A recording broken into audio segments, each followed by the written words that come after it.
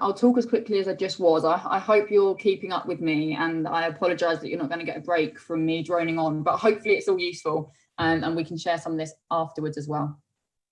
So, and I'm hoping, as I said, a lot of this will answer some of your questions that I can see coming in too.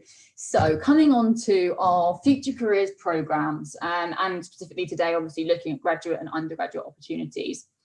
So first slide is showing you all of our different sites in the UK, and a little bit of a, guess what, colour coding on this slide as well. So you can see, for example, Trafford Park is just a manufacturing site, whereas Port Sunlight R&D and factory actually has the manufacturing site and the R&D centre as well. You can look down at some of the others and see what we've got there too. But that's all the sites that we have in the UK, well, UK and I should say. Then the next slide is about our programmes. So these are kind of the three, or it's four really, but hidden in three programmes that we have. The first is the spring programme. This is for first year students, to answer your question someone had earlier. It's 2 to 3 days, a lot of networking, a lot of studies. We kind of just give you an insight. It's a little bit of a day in the life insight to be working with Unilever, and you actually get to participate in a discovery centre, which is the last stage of assessment for that industrial and summer placement piece. For 2021, this at the moment is TBC. We're not sure when, how, if this is going to be happening. So we're not opening for recruitment for that anytime soon. But it's on our radar, and it's one for you guys to still be aware of.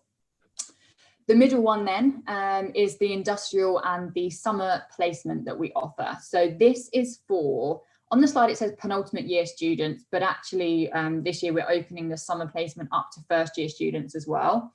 The industrial placement is 12 months. So that's obviously if you've got kind of a sandwich degree going on and you can take that year to come and work with us in Unilever. We have a lot of industrial placement students. This year or in 2021, we're looking for about 107 industrial placement students across the UK to take that year and spend that year with us. And then for the summer placements as well, that's just 12 weeks in the summer. I will say we're only looking for 4 people on that scheme this year for a really limited number of functions, and I'll show you what they are. But at the end of both of those, as I said earlier on the outcome piece, you can get fast-tracked onto a discovery centre for our Unilever Future Leaders programme. So you can kind of see that they're feeders. So the UFLP is our grad scheme for final year students who are graduating, and it's a 3-year fast-track graduate programme. The next slide shows you the functions that we operate in and that you can apply for. So I should say that when you're applying for one of our programs, you have to pick a function when you're applying. So you can see on the screen, we've got finance, we've got supply chain, customer development, human resources, marketing, technology management, research and development, communication, sustainability, and legal. There's a lot there. Couple of caveats. So for supply chain and for R&D, we do need you to have specific type of degrees, mainly just because of the basis of the work, and a lot of them will just be kind of science or STEM related degrees that we are looking for.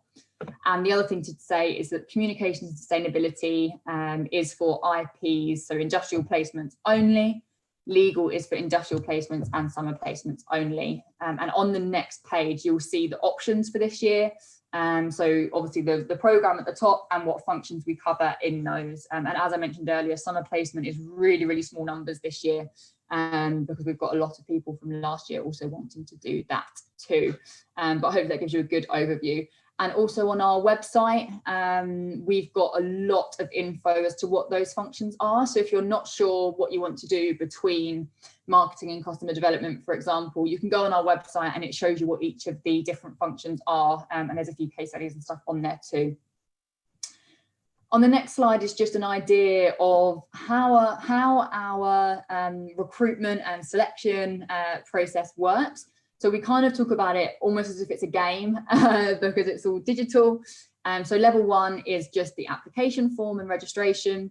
Level 2 is a games-based assessment, and so playing a set of games online. Level 3 is a video interview. This is not a live interview. It's one where you kind of go on, you have a set of questions, you can record yourself answering, you get 3 opportunities to answer and kind of submit your favourite answer. And then if you pass that, you move on to our discovery centre as well before getting an offer. Holly, if you just click next once, you'll see, so that's for the graduate programme. What I'm showing now is that if you apply for the industrial placement or the summer placement, you don't do any games unless you're applying for finance, and you would do a numerical reasoning test at this stage. So unless you're applying for finance, industrial or summer placements, you would just do 1, 3 and 4. And then a quick slide on what we're looking for. So just a few things on here about being purposeful. I've mentioned purpose a couple of times. You'll see it called out on here as well. It's quite important for us as Unilever. As I said, we're a purpose-driven company. We have purpose-driven brands, so we're looking for purpose-driven people as well. Extracurricular experiences, I think Liv spoke to that quite well earlier. Strong business acumen. This is kind of one thing I'll give you guys a bit of an insight that if people fail at Discovery Centre, it's probably because their business acumen isn't strong enough. So one thing just to be mindful of before you go in. A functional motivation. If you're applying for HR, why are you applying for HR? And what is it about it that you've chosen? Digital literacy. I mean, this kind of goes without saying, we're a fast moving consumer goods company and we're moving more and more online. So it's always good to have that digital literacy as well. And then the part around being geographically mobile, as I said, for the graduate programme, you can be asked to move sort of anywhere at any time. And for the industrial and summer placements, you can give us a preference of where you want to be located, but usually we'll look at your profile, look at the roles we have and match you to one. And if that means that you're usually based in London and we've got a role for you in Liverpool, you're kind of expected to go there. And also just to say that there is no 2-1 requirement, there's no degree requirement other than those subject requirements that I showed for the couple of functions on the slides before. And then just to give you a little bit of an idea on our virtual discovery centres. So I've got 2 slides just to show you the difference between UFLP and the IPSP. They're all virtual this year. And so the UFLP has these sort of 5 stages. As Liv mentioned, some of these are team meetings, so probably number 1 and 3 are team meetings, and then 2, 4 and 5 will be individual one-on-ones with assessors. And then on the next slide on IPSP, it's just those 3 sections. So you have the coaching conversation, you go into a million, essentially this challenge meeting is that we give you €1 million to spend and you have to tell us what you're going to spend it on. Sounds like a fun shopping task. There's a lot more to it that's more business related than that, I promise. And then the thing to say again, you can see purposes on the slide. So this is really front of mind. And I think that if you guys are Enactus students anyway, you're going to be sort of living and breathing purpose anyway. So that should come through really strong, and don't be afraid to mention Enactus on here as well. And then the next slide, I'm almost there. I'm almost at my 3 o'clock. The next slide is just to give you, and this is probably the answer to most of your questions around applications. So we are opening for applications for the graduate programme on the 4th of December, and then for our industrial and summer programmes on the 21st of December. And then that means that the discovery centres for grads are in Jan and Feb, and then March and April will be our industrial and summer placements. As was mentioned at the beginning of the call, we're giving every single Enactus student early access, just getting rid of the cat, early access to be able to apply. We know that we're going to fill up for applications really quickly. And essentially, as soon as we get the number of applications we need, we're going to close applications. So you really need to apply as soon as we open, otherwise we won't be able to. You won't be able to apply. So what we're doing, as you can see on here, rather than the 4th and the 21st of December, we're giving you access to apply from the 1st and the 18th. So from the 1st of December, you'll have sort of 3 days to apply before we open up to the rest of the population. As I said, as soon as we open up to the rest of the population, it's going to be opening the floodgates, we'll be inundated, and we'll shut as soon as we hit the numbers that we need. So this is really, really, really important. If you want to apply, you must get in on those sort of first dates as well. And then the second piece is this fast track opportunity. So it's a total of 21 fast track tickets. And if you remember the slide a few slides back where I showed you those 4 stages to applications and to recruitment, this means that we put you at stage 4. You don't have to do the games, you don't have to do the video interview, you go straight to that discovery centre. So it's 6 for the UFLP and another 15 for the IP and SP. But what this does mean is that you still need to apply, and we'll send you some information on this. You've got the link in the chat to be able to apply for that. And then the lovely ladies over at Enactus will be whittling down to those 21 seats and sending over to us. And you'll then receive an email from us if you've been lucky enough to secure a fast track on Monday as well. That's my slide. Perfect. Well done, Sam. You are only 2 minutes over. There we go. Got it. I've got a whole host of questions for you. Will it be a problem if somebody is not in the UK for their interviews? Is it fine if they're somewhere based internationally in terms of like telephone interviews, etc.? As long as you can do the time zones, yes. Everything this year is virtual. Every year it's virtual. Discovery Centres is normally face-to-face, but this year they're all virtual as well. So absolutely fine. Doesn't matter where you are. Do you offer visas for international students? Nope. We don't do any sponsorship on our programs unless you've kind of got the industrial placement year in placement visa that you can apply for. Okay.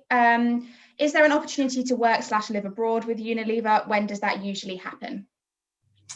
Yes, there is. I think I said I've been at Unilever for 6 years, and 2 of those have been in the Netherlands. I only moved back to the UK in the middle of COVID a few months ago.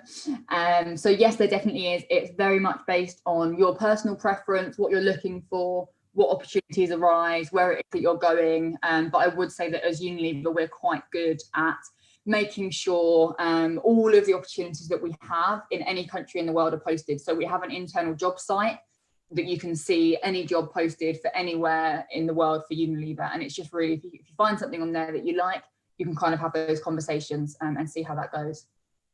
After successful completion of the grad scheme, are you offered a permanent role?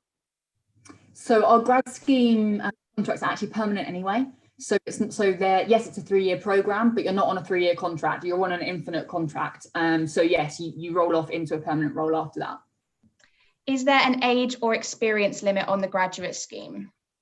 No, but really good question. The only thing is that you have to have been graduated from uni within the last 5 years from when you apply. So if you left uni more than 5 years ago, then you wouldn't be eligible anymore. Cool. Is it possible to switch scheme if you are in the middle of one? I think this is referring to, say, if I joined on the marketing UFL scheme, could I switch to sales halfway through? So I would say no, but what there is the opportunity to do is have an out of function rotation. And so you would have seen on the rotation slides that actually 1 out of the 3 marketing placements is in customer development. If you're in R&D, you have the opportunity to have an out of function rotation. All of our need to work together to piece all of the grads that we have into different roles as they come up. It's a little bit of a jigsaw puzzle. But yes, there is the opportunity to move into different functions, but not sort of officially move off one scheme into the other. You can just kind of do functions in each and rotations in each. And kind of linking to that was, do people get to choose their rotations, or are they set? So again, it's more up to actually where some of those spaces are. So what's likely is that the people who are making a decision, that's your functional leads, that's not me, they'll have a list of jobs available for grads to go in, a list of grads, and we'll try and match them. So they're the people that will actually be putting you in the roles. But of course, if you've joined, you've done your first placement, and then you say, actually, I'd really like to do something that's a bit more linked to comms or sustainability or whatever else it is, your functional lead can then look to place you in a role that is most appropriate for that as well. So you do have some say in it, but ultimately it's also down to where the business needs a grad at that time. Some top tips for displaying strong business acumen in discovery centres. Really good question. There are so many opportunities. We basically give you the opportunity to talk about business acumen. Just make sure you're using it. So there's a lot of things where you will get given case studies, or you'll get given a data set, or you'll be given, these are Unilever's goals. What do you think we should be doing, and how should we be spending €1 million on something? Just thinking a little bit about business sense in the background. So the one thing that I would think to this, and maybe this is a final comment if you need me to shut up, maybe one thing that I would just say is that I think a lot of people are attracted to Unilever because of our sustainability, because of our purpose, because of everything that we want to do for the world, and the fact that we want to make the world a better place, and probably so much so for you guys as well, being connected to Enactus. The thing that I will say is that don't forget that we as Unilever, at the heart of that, we're a business. We need to be able to make money to then make the world a better place, to spend the money that we do on the things that we do to be more sustainable, and to be able to better the world as well. So just don't lose sight of the fact that we're a business, we need to make money. There has to be some sense of business and financial acumen in the background to be able to grow that as well. And so just, if that's a leaving thought, then fine, because I think that's quite a nice one just to land on. Don't worry, guys. Sam is going to be staying, so she'll message in the chat as well if you have any others. But we're now just going to move on to the panel. So we have a panel here put together of current industrial placement students and also current UFLs. This is your chance to pick our brains about what it's really like to work for Unilever, our experiences. You can ask us anything. So please come off mute and ask, or write it in the chat box and I will read it out. If all my panel people can just say hi, so you scoot up to the top of these 140 people, that would be great. Hi. Hello. Hello. Hello. Oh, look, here they all are. Right. Who's got the first question in the chat box? Don't be afraid. We won't bite, I promise. Maybe to start off while the questions come through, shall we just go through and quickly introduce ourselves, just say your background with Unilever, so if you've done an IP, an SP, a UFLP, etc. I'll kick off. Hi guys, I'm Holly. I'm doing the UFLP scheme in marketing, so I'm in my first year. I'm currently the assistant brand manager of foods innovation for the UK and Ireland, and I previously did a summer placement in marketing and then got fast tracked to the graduate scheme. Serena, do you want to go next? Yeah, sure. Hi, everyone. My name is Serena. I am a sustainability and communications industrial placement student. And I was actually one of the lucky ones that got fast tracked to the Discovery Center from the Enactus fast track scheme last year. So I'm currently working in the global sustainability team at Unilever. Me? Oh, you're on mute, Tommy. I can't hear you. I mean, it doesn't say you're on. Yeah, try now. Okay. Hi, everyone. I'm Tommy. I'm a second year finance grad. Currently working for foods and refreshments, so working with our lovely brands like Magnum, Ben & Jerry's, Marmite. And I did an IP scheme as well back in 2017, 2018, which I then got fast tracked onto the grad scheme from that. Perfect. Talia? Hi, I'm Talia. I'm working as an IP and R&D, focusing on hair diagnostics, but I kind of do a bunch of random stuff within R&D. Just as Serena got fast track from the Enactus, I applied and didn't, but I've still got a job. So if you don't get fast tracked, it's not the end of the world. You can still get a job with Unilever. Perfect. Charlotte? Hi guys, I'm an IP in sales, which is the customer development department. I've been at Unilever for about 5 months now. The IP started back in June. I'm hoping to be kept on for the UFLP. That's kind of my aim through doing the placement. But yeah, really enjoying it so far. Cosmin?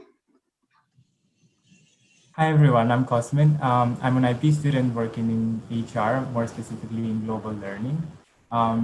What I do is mostly related to digital learning and how do we ensure that people in the business are sort of have the tools to future fit their skills.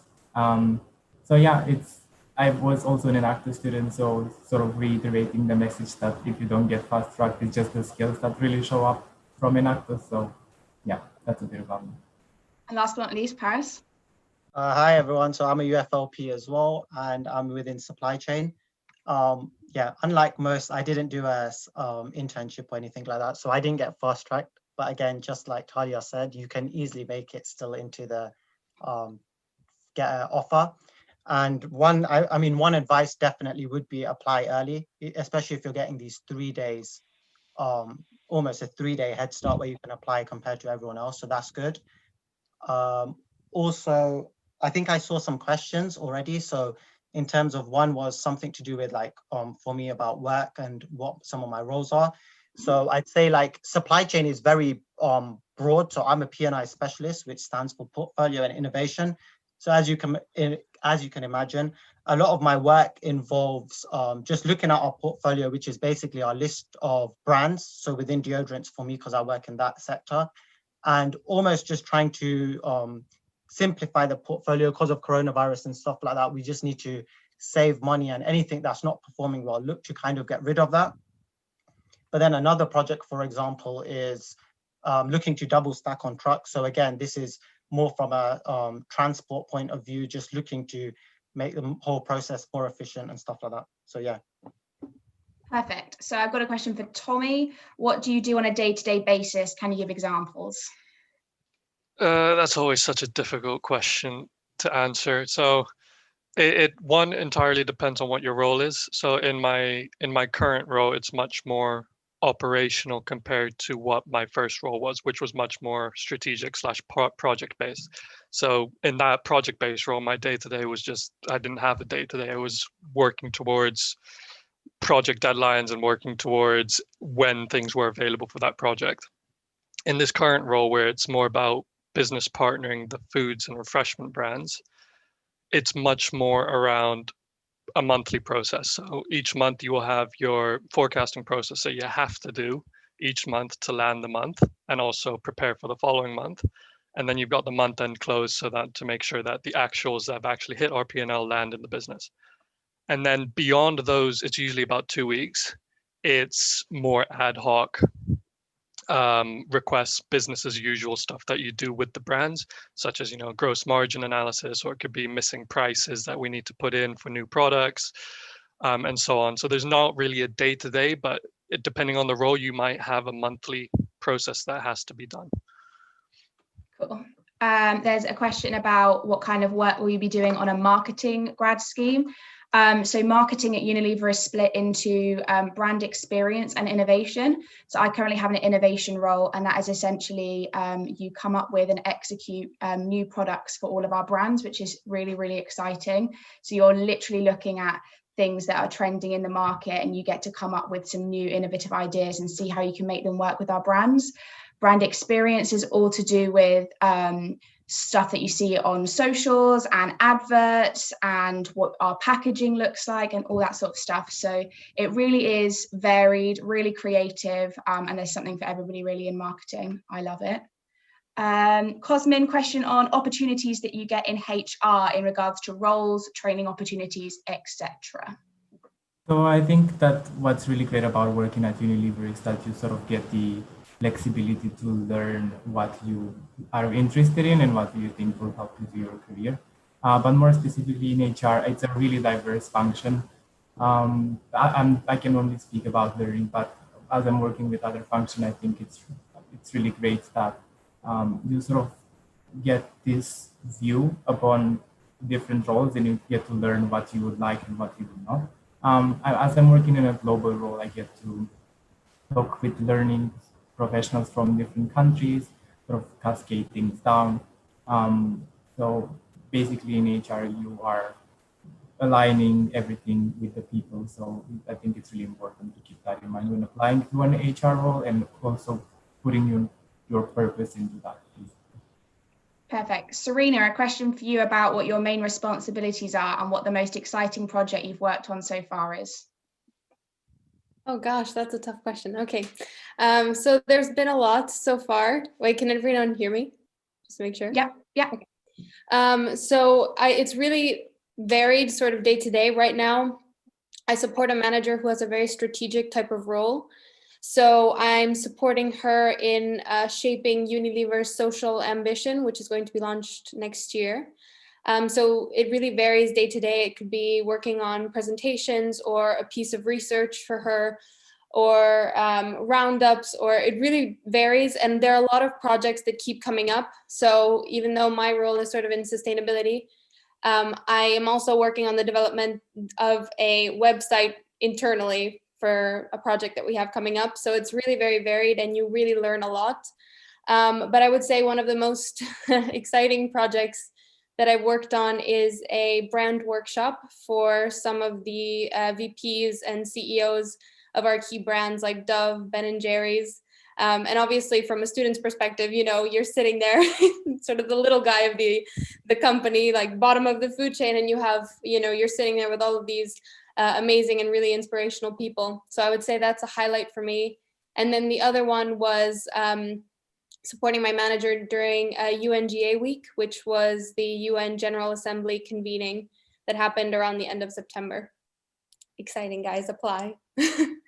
Paris, one for you. What was the whole process like for you? How did you prepare for it? And can you comment on the diversity and inclusion about the company and the people working in it? Yep, so I just kind of answered that on there, but I'll answer it again. So from the start, I'd say also one really good thing I forgot to mention is we actually had a careers event day at my university, so UCL, and someone from Unilever came there to actually give advice and stuff like that as well. So that kind of helped. Although I'd say just being that university student, I didn't apply straight away. So I do definitely advise applying straight away. But then the process for me generally, so the online application form first, playing those games second, which is very fun anyway. And then after that, a video interview, the higher view one.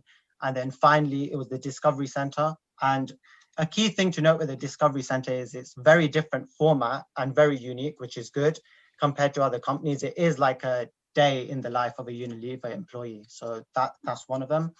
In terms of diversity inclusion, you'll meet people from all different backgrounds, ages, everything, even stuff they've studied and all of that as well.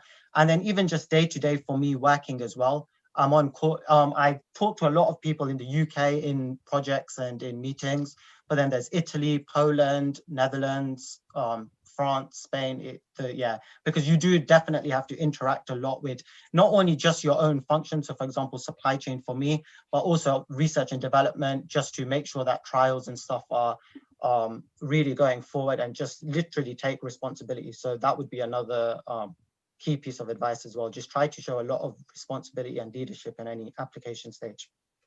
Talia, what engineering degree did you specialize in, and what are your roles as an engineer in R&D? So I do product design engineering. So it's in already quite a varied degree. What was the second part? What I'm doing at the moment. What are roles in engineering and R&D? Again, it's very varied because of the project I've been given at the moment. So some days I'm doing CAD. There's like a bazillion 3D prints currently on my desk. So there's also working with external third parties and suppliers, working with the packaging team. There's a bit of Excel. I think what I found is like it's kind of seeking out opportunities.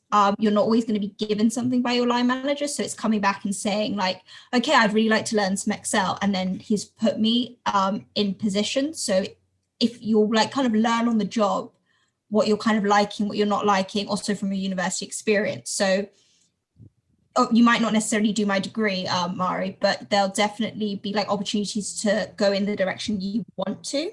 And it will be as varied as you allow it to be, if that makes sense. Cool. Charlotte, any advice for somebody wanting to apply to sales? Any top tips? What's it been like for you? Yeah, so loving it so far. I'd say similar to Talia, it's just so different. I don't think I've had a week that's been the same since I started in the company, which is the really, really good thing about sales. You work with buyers, you work with different products. So I work on BPC, which is beauty and personal care.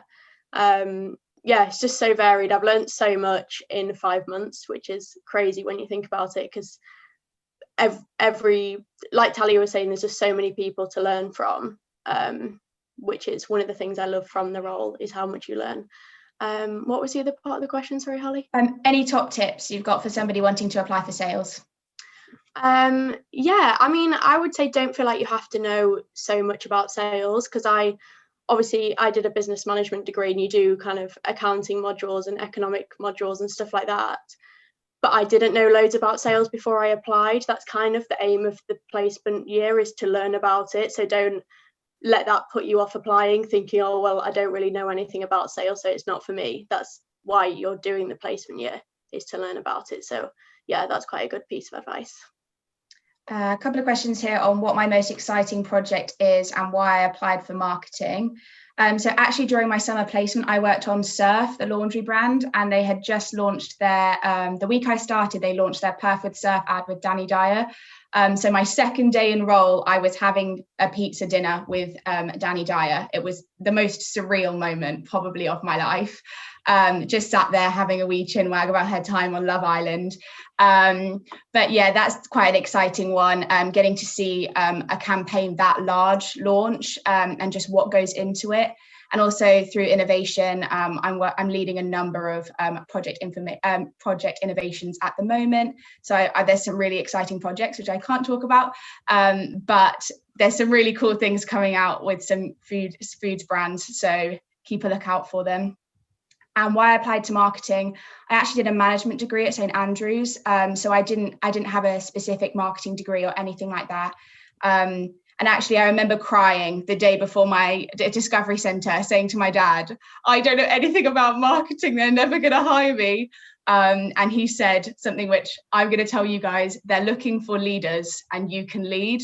Show them that you're a team player and you're a people person and you're willing to learn. And that's really what Unilever are looking for. We're looking for people who are passionate about what they're doing and they want to make a difference and that are hard workers. And if you're that, then don't, like as Charlotte said, don't let it put you off if you don't know absolutely everything there is to know about marketing or sales. You'll get on just fine. Holly, what experience did you have prior? I had a couple of part-time jobs at university and I also played a lot of sport. And I think being able to link what you do in your extracurriculars and show what skills you gained from them and being able to link those to what Unilever's looking for is a really, really good piece of advice for your interviews. Tommy, what has been your favourite project in finance? I would say in my first role, I worked, so it has a really confusing name. If you ever do join Unilever, we love our acronyms. So I worked in CDMO, which is Chief Digital Marketing Office, as a finance business partner. And what our main role there was to business partner the sort of media teams, consumer insights teams, digital transformation teams. So within that role, we were firstly trying to get our heads around data-driven marketing. And within that, how can finance play a role? So how can we build a financial framework around the return on our investment, basically? Because if we're spending money on data-driven marketing, we want to be able to understand what is the return we're getting. Are we benefiting from it? Rather than why don't we just spend the money on TV, you know? So decisions like that. And we didn't have a financial framework in place for that. So definitely working on that, developing that framework, and starting to have an idea as a business how we can, one, improve our efficiency of our data-driven marketing spend, but also the effectiveness of our data-driven marketing spend with having that sort of financial rigor behind it. So we're not just throwing money away, but actually being able to, gain a profit from it. So I'd say that was probably the most interesting one, as it was one not very financy at all, because it was basically how do I apply data-driven marketing theory into sort of money. A question here about, did I apply with a creative CV? No, I did not. I applied with a normal CV. Again, I didn't do a creative or like marketing driven course. So I just applied with a current CV. Again, just make sure that you're showing how your experiences can link to Unilever standards of leadership and what we're looking for. Cool. Serena, sorry, Sam, yeah? No, it's fine. I was just going to say, thanks for showing this slide. I wonder whether I just talk through it quickly. Yeah, okay, go ahead. Just because there's quite a few questions I can see asking people what their experience in the Discovery Centre was. So I thought it easiest to cover them all off in one. So the slide on the screen is for the grad programme. As I said earlier, number 3 and 4 kind of aren't in this if you apply for the IP and the SP. But essentially, you will be given a task a week before you join the Discovery Centre around how to use that €1 million that you're going to be given, and you'll be given some data and some case studies behind that as well. But you come straight into the centre and start talking about what your idea is and why you think we should spend €1 million on that idea. And that's as a whole group. Then you go into a one-to-one conversation to kind of just flesh out that idea. On the UFLP, you might be challenged as to why, and you might have someone who's pretending that they don't like your idea. And that's all planned just to test you. Then you go into kind of a final project delivery meeting, which is more about how you're actually going to deliver that project. And again, this is as a whole group. So it might be that if there's 12 of you on one day, you've had to whittle down to one idea, or you've mixed some ideas together, whatever it is. But that's then kind of fleshing out that final idea that you're going with. And then the one piece that's different per function is this functional challenge. Again, it's very much here's a case study, here's our data, think about what you would do, here are some questions to go answer. That's number 4. And then the fifth and final one is the purpose interview. So again, that's another one-on-one piece. And it's more about exactly we've spoken about purpose. Why do you want to apply for Unilever? Why have you gone for the function you've gone for? How do you think the day's gone? Have you even reflected on how the rest of the day's gone? Stuff like that. It's not a classic interview. It's more about why do you do what you do, and why are you here today? So I hope that answers some of the questions.